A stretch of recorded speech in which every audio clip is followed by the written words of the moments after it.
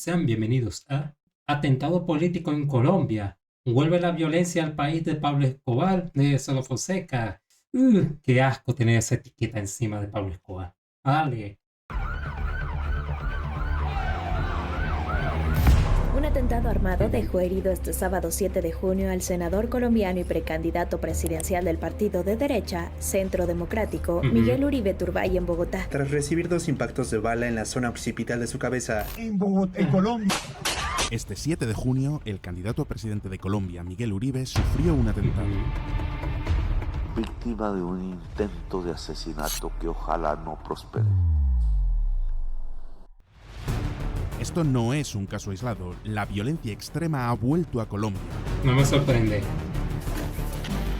La violencia en el Catatumbo ha generado que miles de familias huyan de sus hogares debido a los enfrentamientos entre el ELN y las disidencias de las FARC. En estos momentos, miles de colombianos están buscando refugio en la vecina Venezuela. El canciller de Nicolás Maduro anunció la puesta en marcha de un operativo especial en la frontera para atender a centenares de desplazados. Y todo por... La guerra a muerte entre las organizaciones criminales posguerrilleras del norte de Santander se originó por la pérdida de un cargamento de cocaína en noviembre pasado. Desde que Gustavo Petro llegó al poder, la producción de cocaína se ha disparado en todo el país.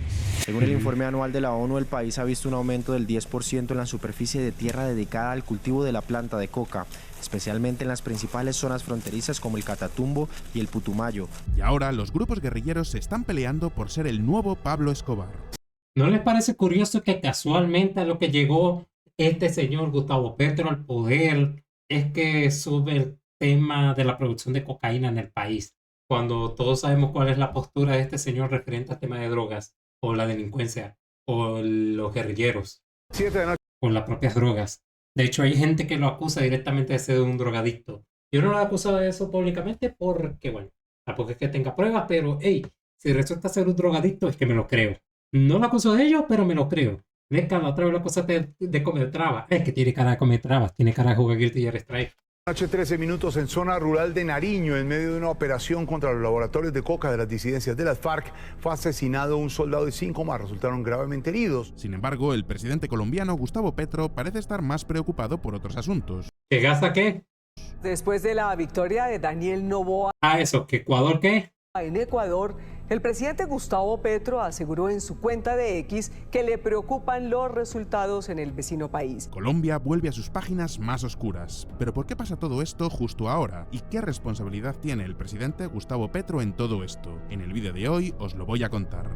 Mira, aunque a mí no es que me agrade mucho la situación de Gaza, como lo mencioné ahorita, es que, Petro, si tienes problemas de violencia en tu país, deberías centrarte en los problemas de tu país primero, en lugar de preocuparte por los problemas de violencia de países que están a un océano y 2 mares de distancia.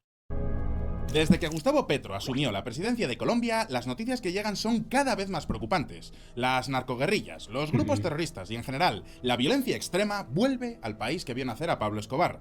Es verdad que los narcos nunca habían abandonado Colombia.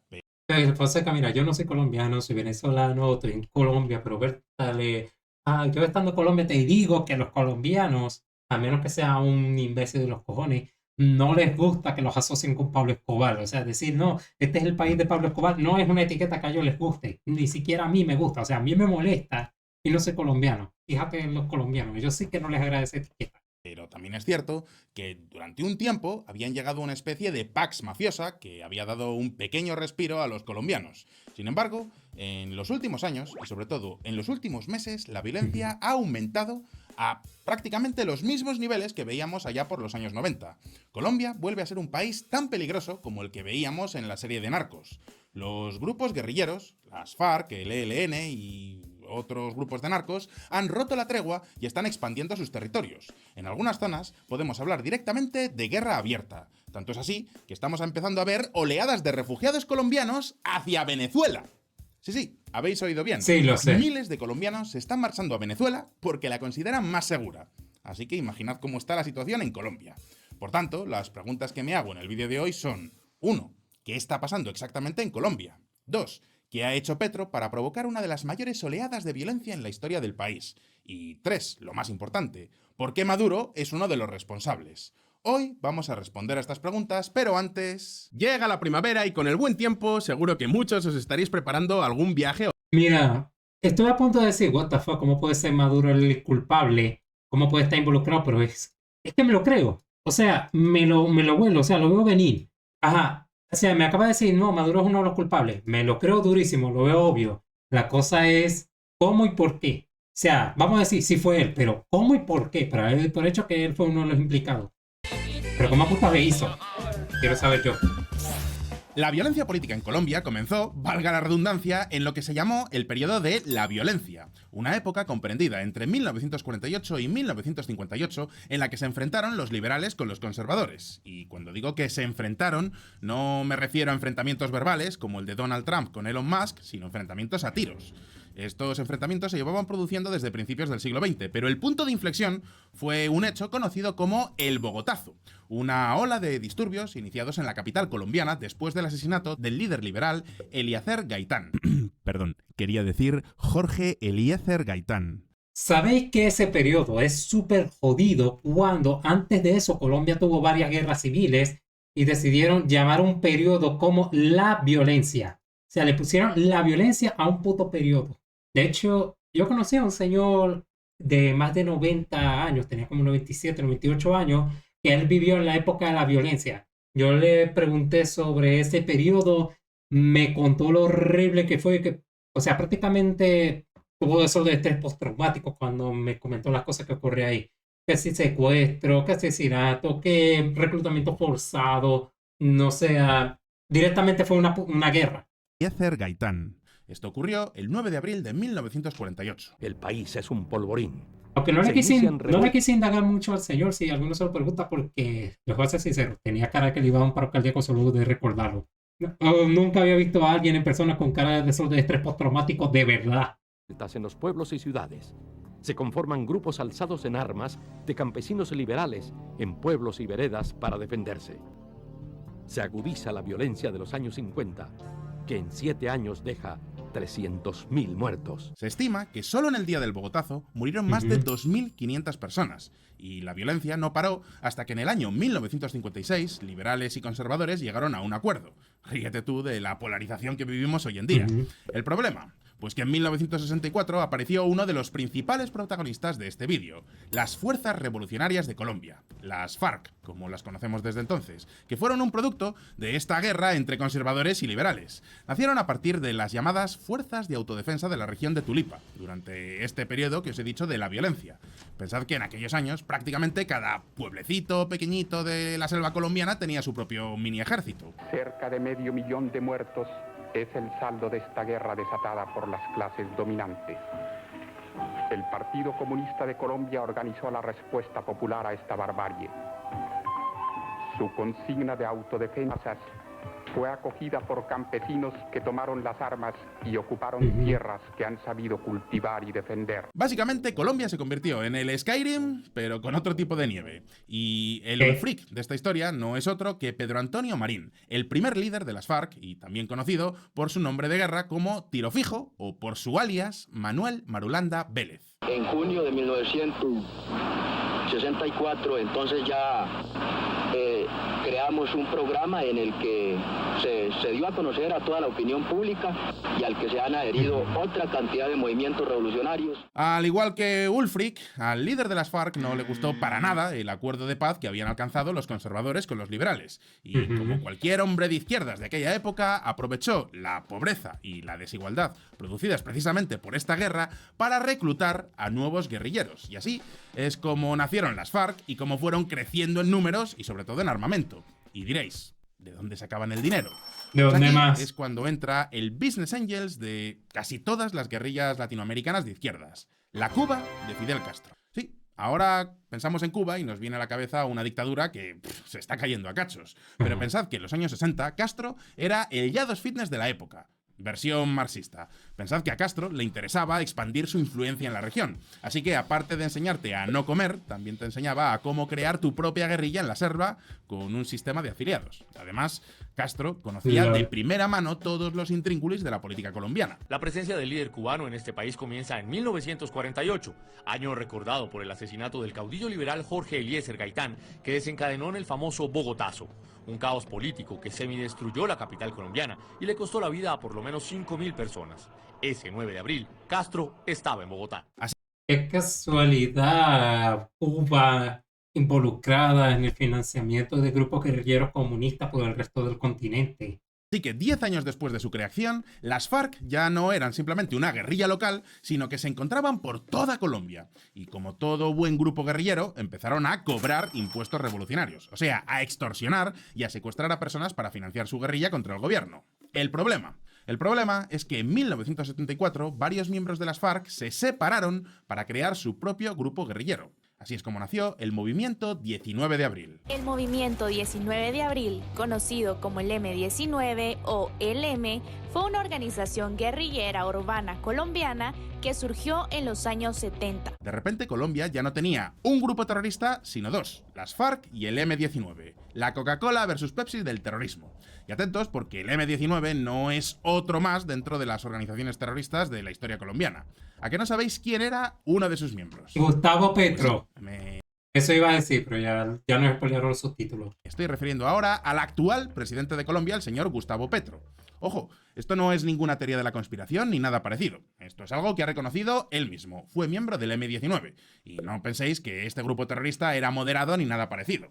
Mire, yo no entiendo qué putas les picó el culo a todos los que votaron por Petro en Colombia. O sea, hermano, miembro de un grupo guerrillero terrorista directamente, como lo puede ser el M19, que sembró caos, dolor y sufrimiento en toda Colombia, y vais a votar por uno de sus ex miembros. Es que la gente... No y no. ¿Cómo se les ocurre votar por ese tipo? Era pésima idea. Pésima idea.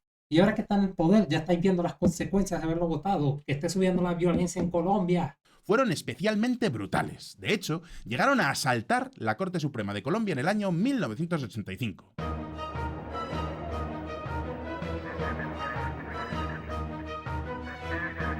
Míralos ahí, pues, están mal nacidos.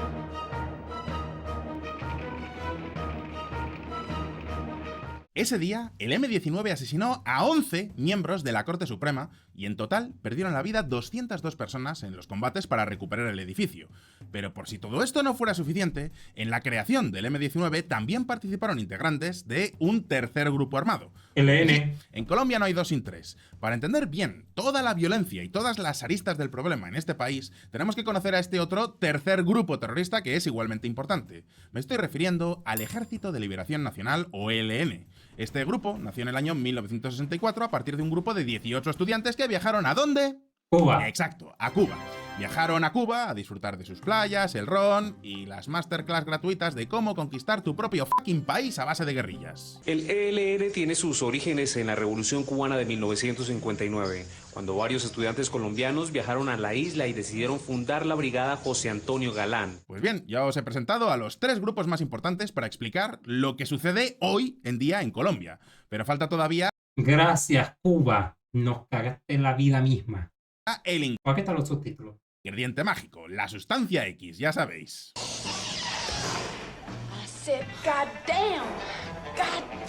Los polvitos mágicos han sido los esteroides de las guerrillas. Y esto no es porque los guerrilleros vayan enfarlopados por la selva, que supongo que también. Es que es un negocio tan lucrativo que puede financiar prácticamente cualquier cosa. A sus 26 años, Lorena ha tenido más gramos de pasta de coca que efectivo en las manos. En este punto casi más gramos... ¿Qué edad dijo? Prácticamente cualquier cosa. A sus 26 años... 26. Lorena ha tenido más gramos de pasta de coca que efectivo en las manos. En este punto casi perdido de la selva colombiana, los campesinos negocian con la moneda que fabrican, la base de la cocaína que inunda Estados Unidos. Cambian gramos de cocaína por arroz, aceite y huevos. ¡A la puta! Bueno, eso no he llegado a ver acá en Medellín. O sea, sí he llegado a ver cocaína acá en Medellín, pero no he llegado a ver gente te cambia coca por comida. Me imagino que eso ocurre en las zonas más pobres y lejanas de Colombia, de esas que están bien abandonadas por Dios. Pero, sí, sí he llegado a ver coca acá. Al final acá que está metido en un barrio underground, desearía decir que fue en zonas muy underground, pero ya he comentado aquí varias veces la anécdota de que una vez estaba en el centro de Medellín, que eso era ver gamines, gente sin techo, drogadictos por todos lados, prostitutas, un caos. Yo estaba haciendo una diligencia, me iba a llegar ya a mi casita y yo iba a la parada del bus. Y cuando tengo ganas de sentarme a la parada del bus, veo una reverenda línea de coca y no de la cola en el asiento. Me dio una molestia. Iba a decir arrechera, pero recuerden que en Colombia arrechera significa otra cosa. En Venezuela es molestia, arrechera en Venezuela es molestia. Así que me escucha decir arrechera es esa molestia. Me dio una puta arrechera de los cojones. Ve esa maldita línea de Coca-Cola en todo el asiento de la parada del bus. Obviamente, usé mis botas, empecé a patear de un lado para otro, desperdiciar eso a todas las direcciones de la puta molestia. O sea, ¿cómo puede haber esa mierda ahí? ¿De que le arruinaste el pase a algún gamín que iba a los calles? Cojones, que se muera ese gamín de los cojones. Qué asco. Bueno, sí. Yo en Venezuela, habiendo delincuencia, habiendo inseguridad, habiendo tráfico de drogas igual, todos esos problemas, y allá nunca vi droga. Solo lo más gracioso, en Venezuela nunca vi droga. Bueno, creo haber visto una vez marihuana. Así por la calle, yo qué sé, pero cocaína, heroína o cosas así no he visto. Y acá las he visto. Desearía que no fuese así, pero bueno. En la década de los años 80, el narcotráfico explotó en Colombia. Año tras año, miles de hectáreas se fueron agregando a las zonas de plantación de coca y, por supuesto, los capos de los narcos se dieron cuenta de que, en lugar de pelear contra estas guerrillas por el control de las zonas de cultivo, lo mejor era contratarlos como seguridad privada. Resultado, los narcos ocupaban mucho más espacio porque las guerrillas se lo robaban al gobierno y a la vez las guerrillas conseguían más y mejores armas.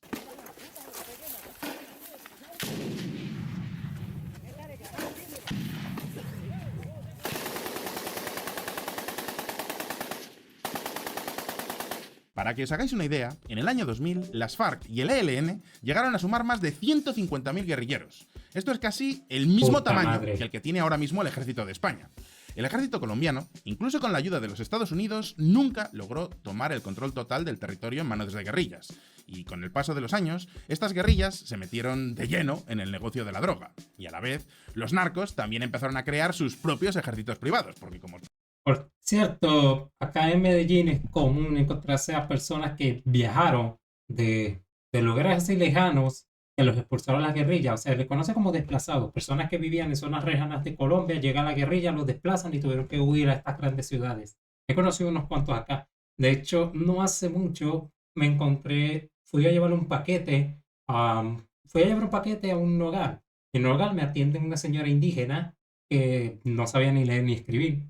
No lo digo de forma despectiva, literalmente no sabía ni leer ni escribir. Bueno, la tipa tenía un nombre curioso, una forma de hablar curiosa. Me cayó bien, eso sí. Pero bueno, pregunté por ella, que me dio curiosidad y me contó que ella fue desplazada por este conflicto. Y no fue que ella fue desplazada hace muchos años, no, fue desplazada recientemente.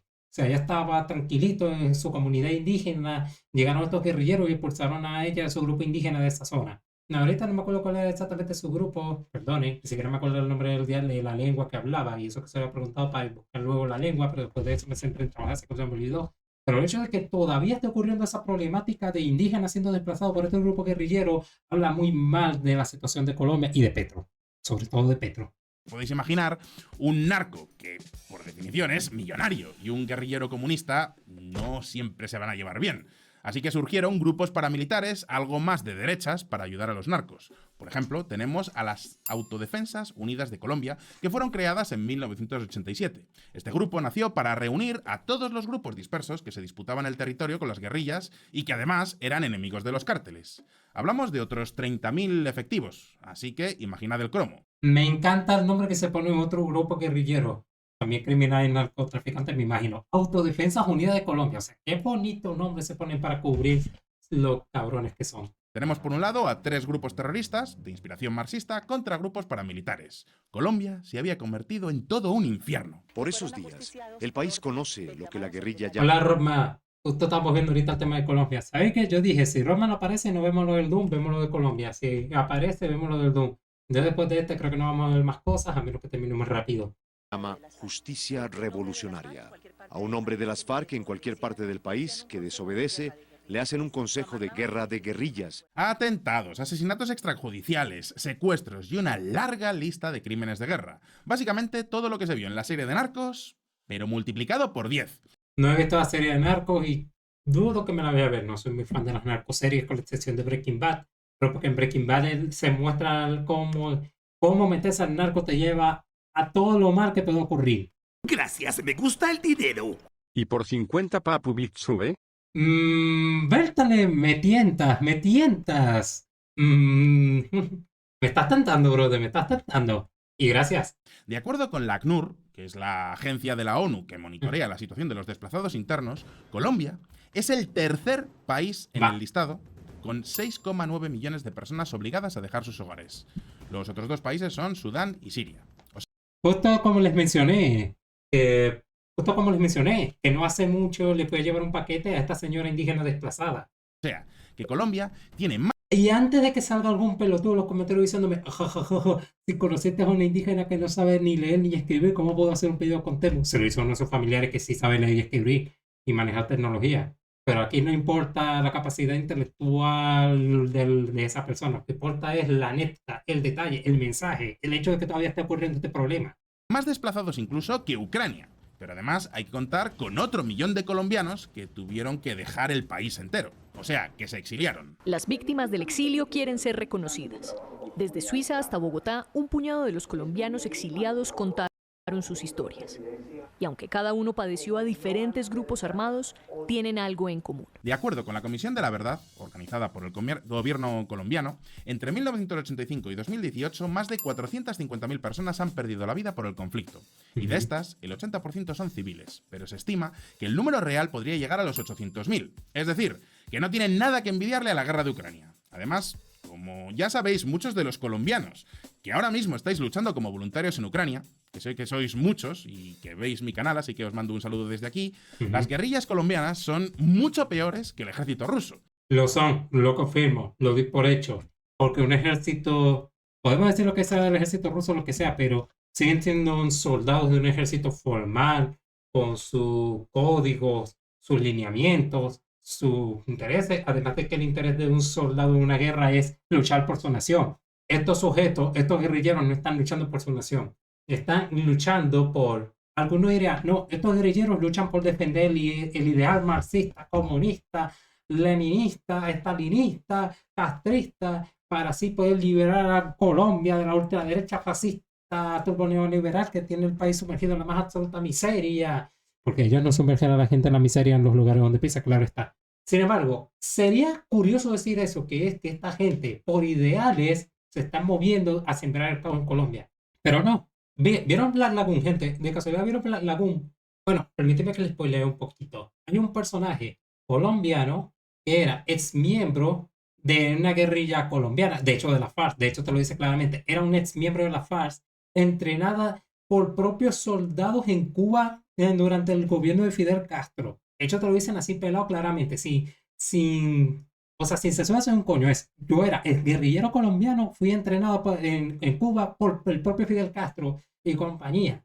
¿Qué pasa? Ese personaje, al hombre principio, sus ideales eran, entre demasiadas comillas, loables. No lo eran, pero eran ideales al fin y al cabo, que consistía en iniciar o defender la revolución del proletariado contra la burguesía. Pero el mismo personaje menciona que todos esos ideales, por todo lo que ha luchado, se fue a joder al coño en el momento que se dio cuenta que lo único que hacían era cuidar cultivos de cocaína, con los cuales generar dinero para financiar el estatus y el poder de los altos cargos del grupo. Es decir, ya no era un grupo que luchaba por ideales comunistas, era un grupo narco, que lo único que les interesaba era la plata. Así que todos estos grupos guerrilleros terroristas no son distintos a los narcos mexicanos. O sea, el ideal marxista comunista que venden es puro la tapadera. Su verdadero interés, la plata. Bueno, tiene sentido mandar a soldados. Cuba interviniendo. Bueno, tiene sentido mandar soldados a Venezuela. Mira, te voy a decir una cosa. Cualquier grupo guerrillero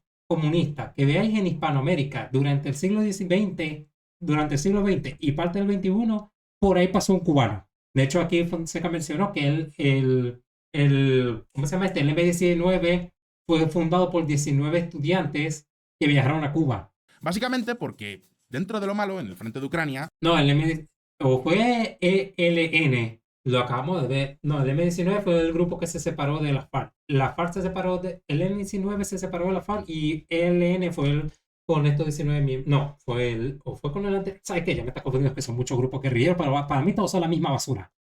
Más o menos sabes de dónde vienen los tiros y más o menos te puedes proteger. Sin embargo, en países como Colombia o México, la violencia viene de todos los lados. Por cierto, un saludo a los mexicanos que estáis en Ucrania. El que era tu mejor amigo puede estar trabajando para un narco y traicionarte en el peor momento. Eso hace que la situación en Colombia y en México sea mucho peor. ¿Y por qué la violencia empezó a disminuir entonces a partir del año 2002? Pues porque ese año se firmó el acuerdo de Caguán. Las FARC aceptaron una tregua y se creó una zona desmilitarizada. Finalmente, en junio de 2016, el por entonces presidente de Colombia, Juan Manuel Santos, firmó una tregua con las FARC. Ahora bien, imagina tener que firmar una tregua y crear zonas desmilitarizadas en tu propio país por grupos guerrilleros que están jodiendo tu país. Recordad que las FARC no eran el único grupo terrorista. Los miembros del ELN siguieron peleando y además buscaron refugio en Venezuela. Ahí se aliaron con el cártel de los Soles. Vamos, que simplemente cambiaron a Castro por Chávez. Quedaos con esto porque... Les doy fe de ello. En Venezuela tenemos ELN, tenemos esa gente en la frontera. Una maldita ladilla. Luego volveremos sobre este grupo. Y diréis, ¿qué pasó entonces con el M-19? Pues el M-19 ya había dejado las armas muchos años atrás, concretamente en 1990. Desde entonces, sus integrantes pasaron a formar un partido político, la Alianza Democrática. Y eso explica que estos días Gustavo Petro haya podido tener una carrera política legal e incluso haber llegado a presidente. La pregunta ahora es, ¿qué ha hecho el señor Petro desde entonces? Pues ahora mismo lo vamos a ver. Aquí eso nunca pasó. Fue hasta que ambos bandos admitieron un alto el fuego en la guerra civil. ¿Te refieres a Guatemala? ¿Cómo llevó Guatemala al tema de grupos guerrilleros? Me da curiosidad. Make Colombia White Again. El 7 de agosto de 2022, Gustavo Petro se convirtió en el primer presidente de izquierdas en toda la historia de Colombia. Y una de sus primeras medidas fue aprobar una reforma tributaria para cobrar más impuestos a las empresas y a los ricos. O sea, lo contrario que lo que había hecho su predecesor, Iván Duque. Nada que os vaya a sorprender. Un político de izquierdas haciendo cosas de izquierdas. Ahora bien, esta reforma también atacaba a uno de los pilares de la economía colombiana, el petróleo.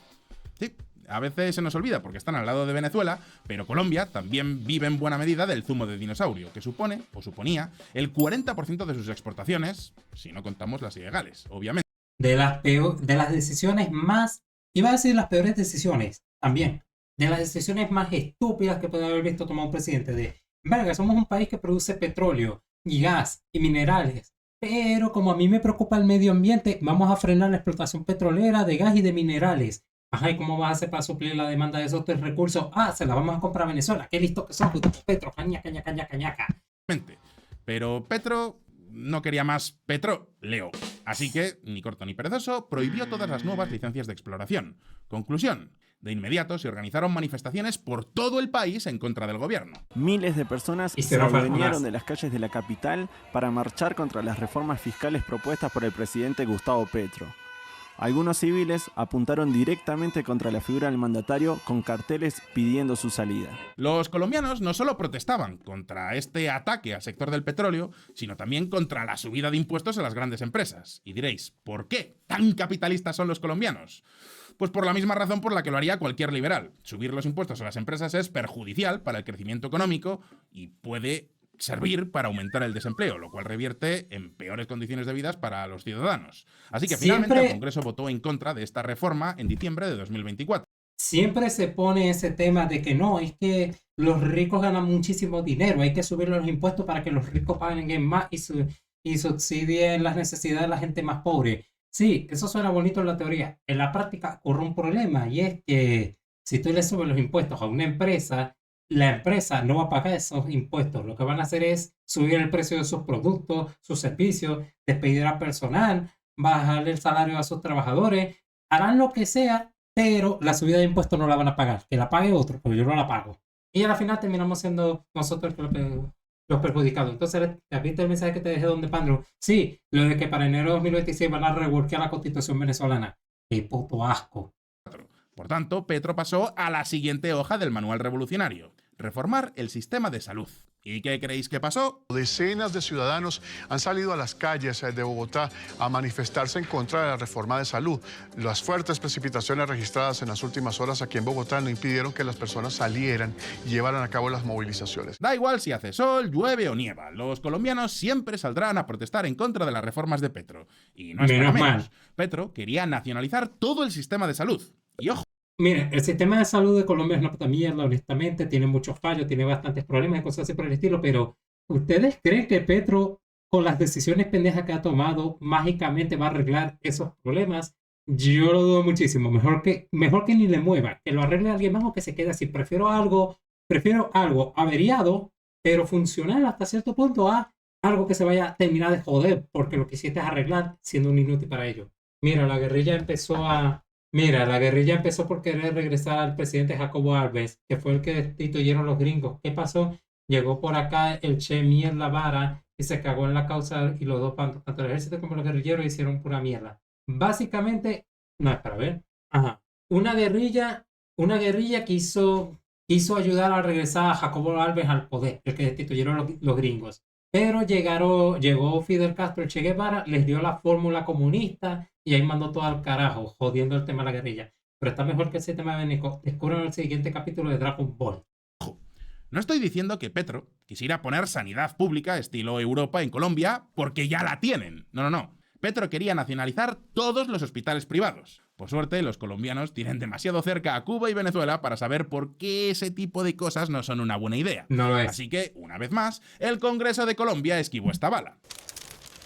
El Congreso hunde la reforma a la salud y le endosa a Petro su peor derrota política. El Congreso hundió la reforma, pero no a Petro. Así que una vez más, el guerrillero se puso en pie de guerra, valga la redundancia, y pasó a la siguiente página del manual castrista. ¿Cuál? Nacionalizar el sistema de pensiones. Y otra vez la gente salió a protestar, pero Petro se salió con la suya. A partir de ahora, todos los trabajadores colombianos deberán cotizar en el sistema público de pensiones, Colpensiones. Antes, los colombianos podían elegir si querían cotizar en el fondo de pensiones público o en uno privado. Ahora están obligados a cotizar en el público. Los que ganen hasta 2,3 salarios mínimos, o sea, unos $780, están obligados a pagar el 16% al sistema público, es decir, a Colpensiones. No pueden elegir. Sin embargo, los que ganen más de eso tienen que pagar el 16% de esos $780 a las pensiones públicas, pero el resto pueden elegir meterlo en un fondo privado. ¿El problema? Pues que solo el 8% de los trabajadores colombianos percibe ingresos por encima de 2 salarios mínimos mensuales. Por suerte para Colombia, esta ha sido la única vez en la que Petro se ha salido con la suya. O sea, si gano mucho dinero, tengo que pagarle al Estado mi sistema de pensiones en lugar de elegir mi propia empresa privada donde llevar a cabo mis pensiones. Pero si gano poquito, ahí sí puedo elegir. Pero si gano mucho, no puedo elegir. Tengo que darle esa plata al Estado. ¡Qué lindo! La única. Porque el Congreso volvió a tumbarle su propuesta de hacer un referéndum popular para volver a intentar sacar el resto de las reformas que el Congreso le había tumbado. Vamos a hacerlo para repito. Junior, ¿se escuchó el váyase al carajo yankee de mierda de casualidad? Acabo de ver que lo canjeaste, no veo que se haya ejecutado, o si se ejecutó no me di cuenta, no lo escuché. A ver, vamos a hacer la prueba rapidito. Sí, siempre hago esta prueba, pero hay veces que como que suena y veces que no. No se escuchó. A ver, voy a intentarlo yo ahora. Pésimo servicio, qué raro, porque hay veces que suena, a veces que no entiendo por qué. Voy a enviarlo un momento, a ver. ¡Váyanse al carajo, yanquis de mierda! Ajá, ahí suena. Ya, ¿por qué se escuchó si yo lo envié, pero si tú lo enviaste no se escuchó? ¿Será que tengo 2 alertas de ese tipo puestas y no me he fijado? La RAI, notificación de emote, encuesta de modo, elige enviar mensajes. Este funciona. No, ese no sonó. Oh, shit, here we go again. Voy a enviarlo otra vez. Oh shit, here we go again. O sea, tengo que enviarlo 2 veces para que funcione. What the fuck? Tengo que ver cómo coño arreglo esa mierda. No, en serio, ¿por qué coño ocurre esa mierda? ¡Váyanse al carajo, yanquis de mierda! Tengo que arreglarlo y meter más efectos de eso. De hecho, quiero meter varios efectos de la política venezolana. Por ella tengo descargado el de el tiempo lo manejo yo, no usted. Te quedan 5 minutos de Ramos Alú. Y la la única culpa que tengo. Luego meto esos efectos. 47 votos por el sí. 49 votos por el no. Vale, la leca. Pero por desgracia para los colombianos, aunque el Congreso ha logrado esquivar la mayoría de las reformas de Petro, no se libraron de su reforma agraria. Petro ha logrado algo que parecía imposible para un exguerrillero comunista: disparar la producción agrícola. Ahora bien, no hablamos de producción de cereales o de café, sino de... Según el informe anual de la ONU, el país ha visto un aumento del 10% en la superficie de tierra dedicada al cultivo de la planta de coca, especialmente en las principales zonas fronterizas como el Catatumbo y el Putumayo, o la... Qué casualidad el drogadicto, sí, esta vez se lo voy a insultar directamente. Qué casualidad el drogadicto amante de la coca impulsó la producción de coca y no de la cola. La zona central del país, con el Bajo Cauca y Bolívar, y sobre todo la producción de cocaína. El informe de la ONU también apunta a que la producción de cocaína en el país del café ha aumentado un 53%. Y si el cultivo de producción de cocaína en el país del café ha aumentado... En el país del café, ya. Un 53%. Y si el cultivo de coca solo ha aumentado un 10%, eso quiere decir que los cárteles han disparado la productividad por cada hectárea cultivada. ¿Y por qué decimos que este milagro agrónomo es obra de Gustavo Petro? Pues por su nuevo enfoque en la guerra contra el narco. El presidente colombiano, Gustavo Petro, ha suspendido la erradicación forzosa de los campos de coca impuesta durante el gobierno de Iván Duque. En adelante, un programa específico subvencionará a los agricultores para que adopten cultivos legales. Sin embargo, ya veis que este... Necesito explicarles por qué eso es una mala idea. Vamos a poner una situación. Imaginen que yo soy un productor de cocaína así en una finca. Yo tengo una finca donde produzco cocaína y de manera ilegal, saltándome los protocolos del Estado, y de repente el Estado dice: hey, ya no vamos a destruir tu cultivo de cocaína, vamos a dejar que las produzcas, pero por favor, mira, te vamos a pagar un impuesto, te vamos a pagar un dinerito para que usted se ponga a producir cosas legales, ¿va? ¿Qué voy a decir yo como productor de cocaína? Voy a decir: qué bien, dinero gratis, el Estado me va a regalar dinero y ya no me bajó de mi producción de cocaína. ¿Qué voy a hacer? Dale, voy a producir comida y cosas legales, pero voy a seguir produciendo cocaína. Total, me va a salir gratis porque el gobierno me va a estar subsidiando. Qué listo que sos, Gustavo Petro. Enfoque en vez de reducir los cultivos. ¿Ven por qué les digo? No me paso buscando mucho de la política colombiana, o sea, debería investigar más seguido, pero es que cuando me pongo a investigar la política colombiana, simplemente digo: este sujeto es más pendejo, es igual o más pendejo que Maduro. Los de coca los ha aumentado. No solo eso. Al parecer, Petro piensa que a la revolución cubana le faltaron varias toneladas de polvos mágicos para acabar con el hambre. Así que, para no cometer ese error, el presidente, que se parece al Che Guevara si hubiera estudiado filología inglesa, hizo lo siguiente. Gustavo Petro anunció otra respuesta, en apariencia contraria a la mano dura de su subalterna. Dijo que su gobierno comprará coca a quienes la cultivan en 12.600 hectáreas del cañón del Micay, el nuevo corazón del conflicto armado en el Cauca. ¿Qué? ¿Qué? ¿Y encima les compra coca? ¿Y encima le compra coca? Me rindo, ya, me rindo. Me ahogué. Veo que, no, irónicamente me acabo de... No deja correr. Ojo, a mí no me malinterpretéis. Yo personalmente creo que cada uno es mayorcito como para que el Estado le diga lo que tiene o no tiene que meterse. Por mi parte, yo no tengo el más mínimo problema en que se legalice la hoja de coca. Ahora bien, lo que está pasando aquí no es que Petro se haya... Yo sí, tengo muchos problemas con la hoja de coca y la cocaína, Fonseca. Tengo demasiados problemas. No, las cosas no son tan sencillas como: legalicen las drogas y que la gente se meta lo que se le dé la gana. Esa es una cosa que le discutí también a Juan Ramón Rayos, que es que dice: liberen el tema de las drogas, que la gente sea responsable de lo que lo hagan. Yo los invito a que vayáis a una zona roja, a un barrio chungo, un lugar donde la gente esté destruida por las drogas. Los invito a que vengan a Medellín, al centro, que a mí no me gusta ir al centro de Medellín. O sea, voy de vez en cuando necesito comprar una cosa y yo procuro irme de allá antes de las 3 de la tarde. Quiero que vayáis y veáis a toda esa gente semidesnuda, caminando como putos zombies por la calle, metiéndose líneas y líneas de cocaína, inyectándose, fumando hierba, mendigando por allí, o metidos en zonas chungas, ver cómo hay gente que está destruida por las calles. O sea, ustedes ven todos esos y cuestionáis la idea de eso, de legalizar las drogas. Es decir, se te quitan las ganas de querer legalizarlas. A lo mucho de repente la marihuana medicinal. Pero ya de ahí a cosas, drogas chungas como cocaína, heroína, fentanilo, como algunos ponen, etc. No. puesto a leer a Antonio Escotado y se haya caído del caballo. Ya me gustaría. Lo que está pasando es que con esta reforma se paga el cultivo de coca con dinero público. O sea, lo que ya hacen los políticos, pero sin ocultarse.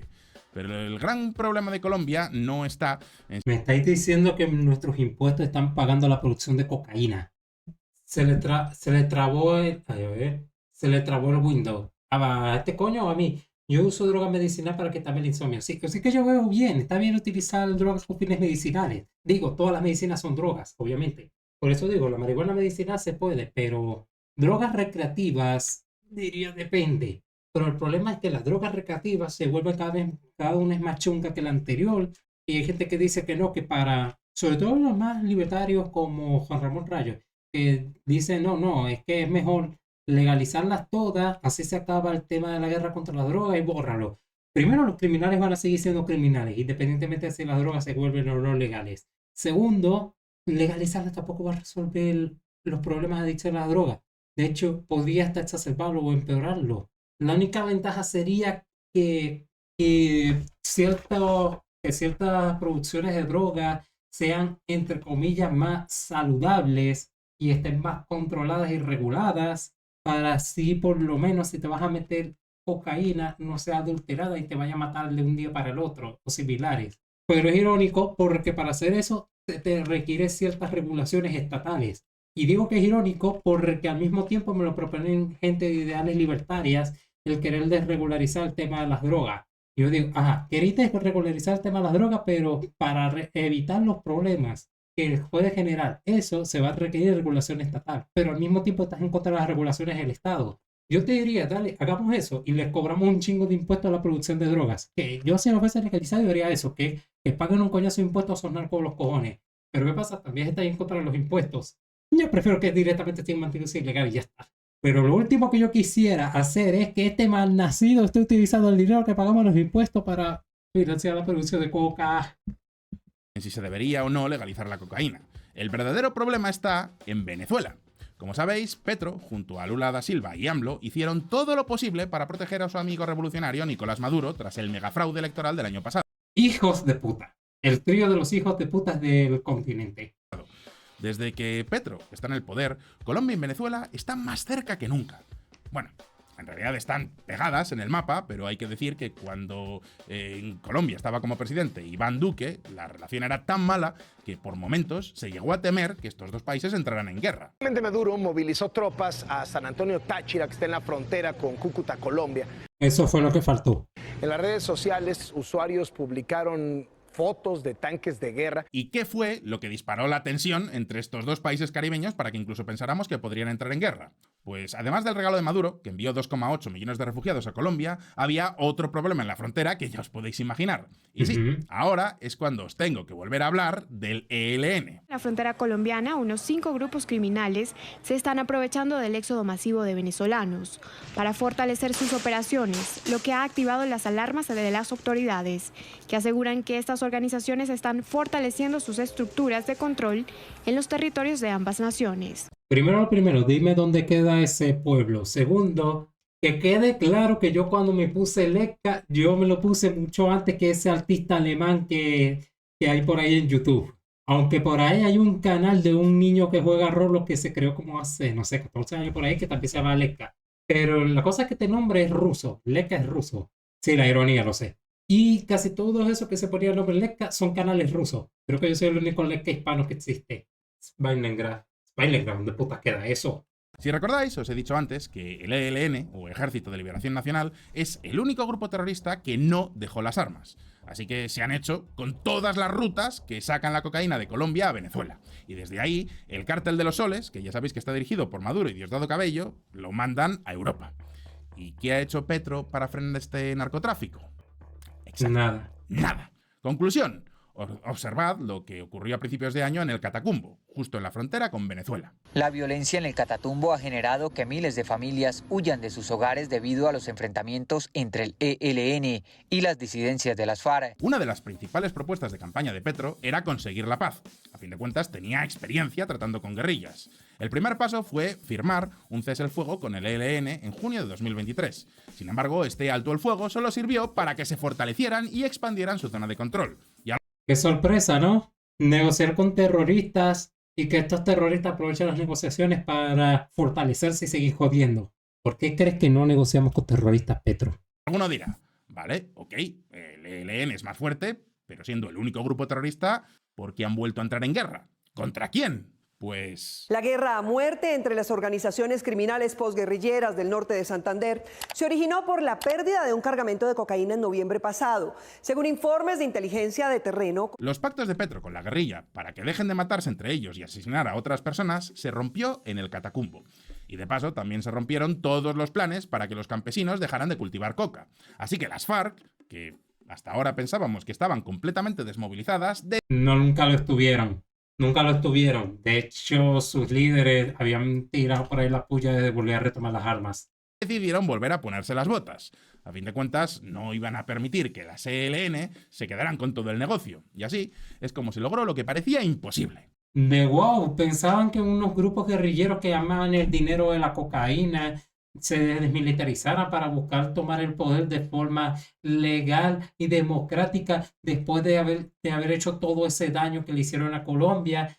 La gente no es tan pendeja para votarlos. Bueno, sí, fueron pendejos para votar por Petro, pero no creo que sean tan pendejos para votar a las FARC.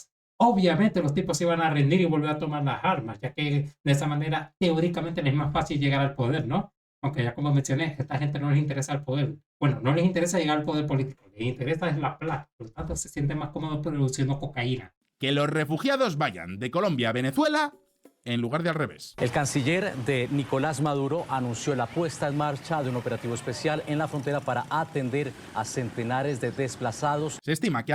Es irónico porque Maduro más de una vez le ha tirado mierda absoluta a los colombianos. De hecho, gente, miren, voy a hacer una cosa. ¿Queréis conocer xenofobia de la buena? Pero cuando digo de la buena me refiero a xenofobia bastante fuerte. Visita Venezuela y habla con un chavista. Sobre todo en los tiempos de cuando está Uribe el poder.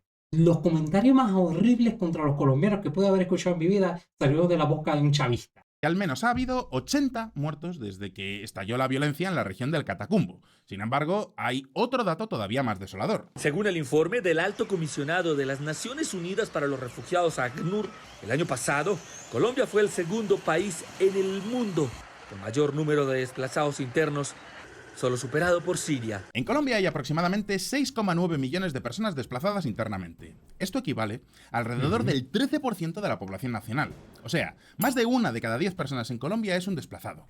Esto lleva así desde hace décadas, pero la tendencia en los últimos meses es muy mala. Y parece que la prioridad de Petro, aparte de nacionalizar todo lo nacionalizable, es alcanzar récords de producción de nieve tropical. ¿El problema? Pues que hay tantísima cocaína que se empieza a acumular en los depósitos de los narcos. Y obviamente tienen que exportarla. ¡A la mierda! O sea, tenemos sobreproducción de cocaína. En la vida pensé escuchar esa madre. Esta es una de las razones por las que estallaron los combates en Catatumbo. Así que a Petro no le quedó otra que tener que enviar al ejército antes de que el ELN siguiera expandiéndose. El gobierno de Colombia lanzó una ofensiva militar contra guerrilleros del ELN en la frontera con Venezuela. Pero es que ahora se le ha abierto otro frente, esta vez en la frontera con Ecuador. 7 de la noche, 13 minutos en zona rural de Nariño, en medio de una operación contra los laboratorios de coca de las disidencias de las FARC, fue asesinado un soldado y 5 más resultaron gravemente heridos. Y ojo, porque recordad que las FARC han vuelto al negocio. La estructura Jorge Suárez Briceño de las disidencias de las FARC al mando de alias Calarcá atacó a una patrulla militar. La guerrilla se atribuyó el ataque y confirmó la muerte de 6 militares y el secuestro de otros 5 que fueron entregados hace unas horas. Haber negociado con las FARC se trata de fue un maldito error. Es que en Colombia hay más guerrillas que equipos de fútbol. Las tropas del ejército colombiano comenzaron a ser atacadas de nuevo por todos a la vez. Las FARC, el ELN y por supuesto los narcos. Es decir, que volvemos a los años 90. Pero para empeorar todavía más la situación, ahora Gustavo Petro entró en una polémica, esta vez con el presidente reelecto de Ecuador, el señor Daniel Noboa. Después de la victoria de Daniel Noboa en Ecuador, El presidente Gustavo Petro aseguró en su cuenta de X que le preocupan los resultados en el vecino país. Claro que sí, hombre. Pero no dijo nada de Venezuela, el mal payo. Si Maduro no presenta las actas, se inventa los resultados y asesina a los opositores, bien. Pero si no gana la izquierda bolivariana en Ecuador, entonces claro que ha tenido que haber habido fraude. Así que ya lo veis, Colombia vuelve a sus páginas más oscuras y Gustavo Petro es el responsable de prácticamente todo esto. El Congreso ha intentado controlar sus impulsos más ideológicos, pero por desgracia no ha podido evitar que Petro les lleve a una nueva guerra. Así que ahora la pregunta es para vosotros. ¿Creéis que la situación en Colombia irá a peor? ¿O sí. Por el contrario? Sí.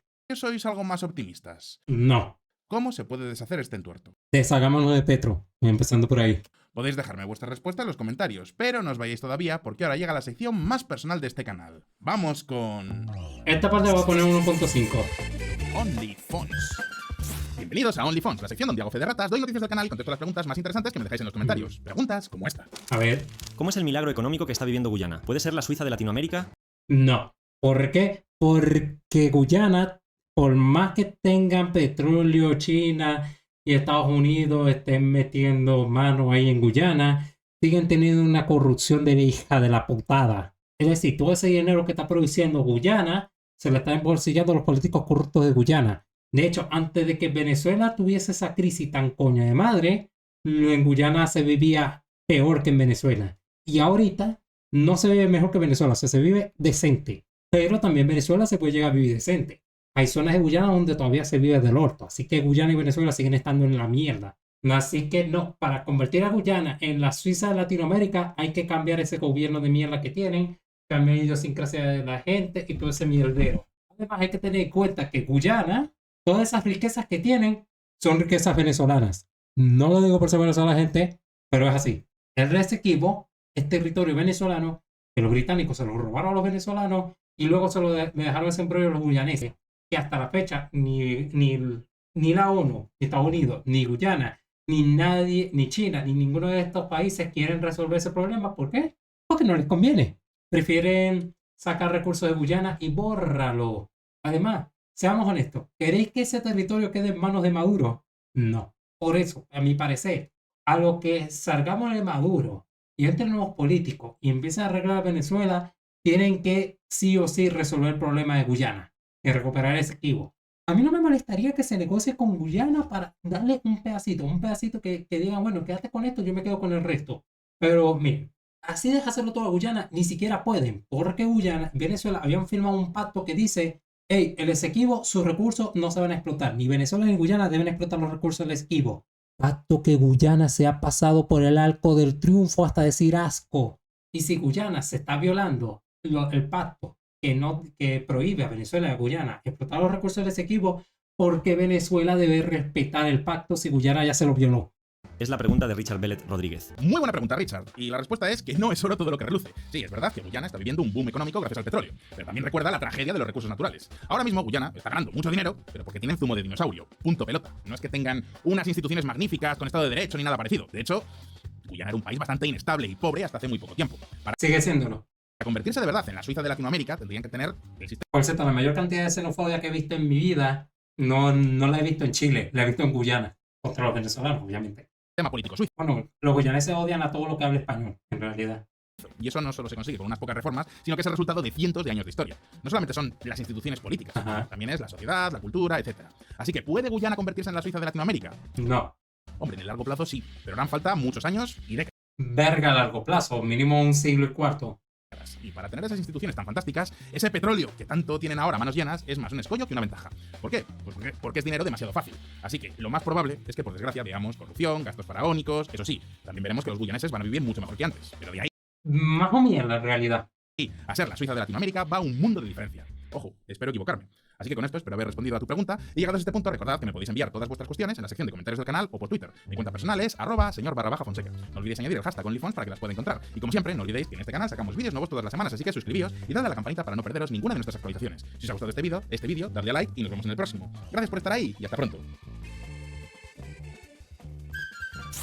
No, bueno, esta es una cosa que sí lo podría criticar a Fonseca y es su posición con el tema del Esequibo. Pero bueno, buen video igualmente.